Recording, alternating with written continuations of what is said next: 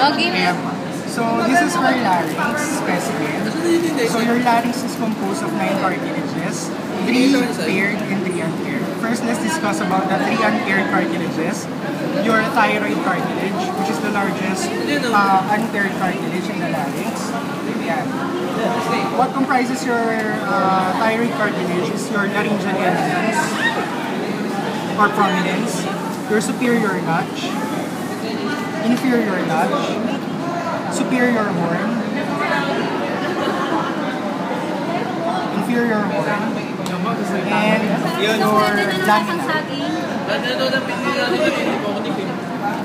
So the next unpaired cartilage is your cricoid cartilage, which is the strongest cartilage in your larynx. It connects to your thyroid cartilage via your cricothyroid membrane.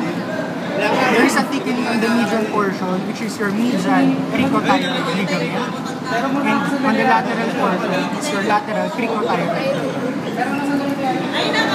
The epiglottic ligament is the other, or cartilage is the other unpaired laryngeal cartilage. So hindi na siya man. So in the inner portion, yan, the vocal fold or your vocal cord.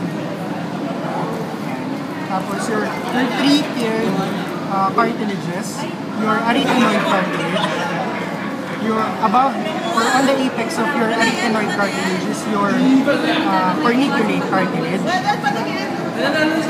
and above your corniculate cartilage is your cuneiform cartilage. Those are the 3 paired laryngeal cartilages. The muscles of your larynx is your inferior pharyngeal constrictor muscle. On the inner portion, your arytenoid muscle.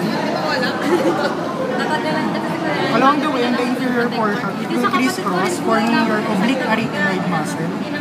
And your below your oblique arytenoid muscle is your transverse arytenoid muscle. And this big muscle over here is your posterior cricoarytenoid muscle. That's all.